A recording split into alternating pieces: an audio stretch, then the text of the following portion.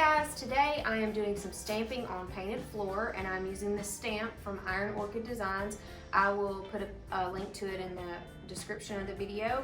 I'm going to be using the brayer as well. So I'll be putting paint on my brayer, rolling it onto the stamp, and then I'm going to eyeball this, so we'll see how it turns out, and stamp all over this floor that I just painted. I'm using General Finishes Persian blue and some snow white, and then I'll be sealing it with General Finishes. So stay tuned. We'll see how this turns out.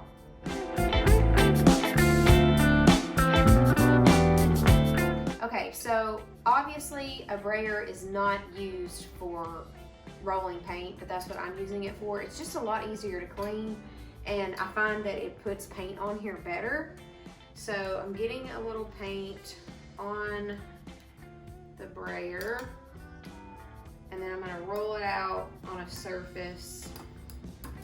I don't know if this is in frame or not, but I'm just rolling it out to get it well covered. And also, because you don't want a ton of paint on your stamp. Alright, so I'm going to lay it down so it's flat and just roll the paint on, making sure to cover all of it. More paint.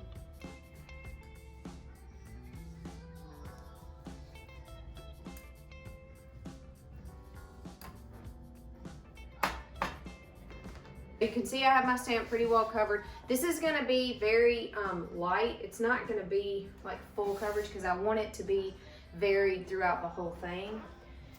And then I'm going to carefully place my stamp, just eyeballing it, and lay it down and then push on it. And the great thing about stamping is this is just paint. If I don't like it, if it doesn't look good, I can always just paint right back over it.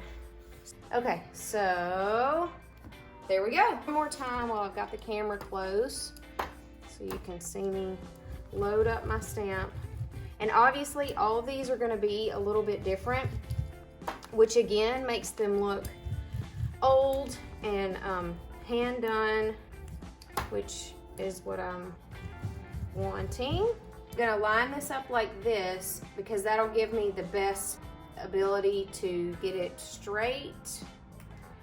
Now you could always run a chalk line if you want to. I don't have that today, and I'm working in such a small area that if I have to paint over it and redo it a couple times, I'm okay with that.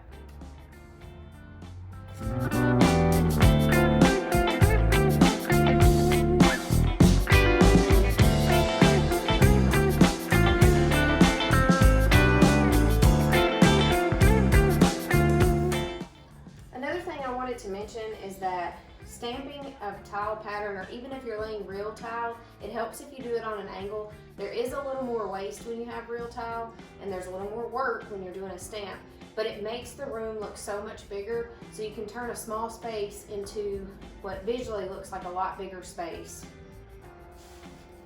Another thing that I want to point out is on the stamp, you're going to see the IOD logo on the back of it. If you use that every time to reline it up so that it's either up or down or to the left or the right, it'll help you to get your stamp lined up better. And then you're pretty much just going to take your stamp and do the entire floor. I'm speeding all of this up because it's going to be pretty boring to watch me stamp continually. But this process went pretty quickly. I think I had this floor done within a couple hours, and that was obviously after I had painted the base coat of the Persian blue on the floor. I'm just talking about the stamping. I did end up sealing it with General Finishes Enduro Poly in Satin. So one part that's very important is cleaning your stamp. I have these orange scrubbies. It's a bar of soap that is in a sponge, and so I'm just going to turn on the water and take this and just scrub over it until I get almost all the paint off. If you don't get every bit of it, it's not that big of a deal, but getting most of it is pretty important.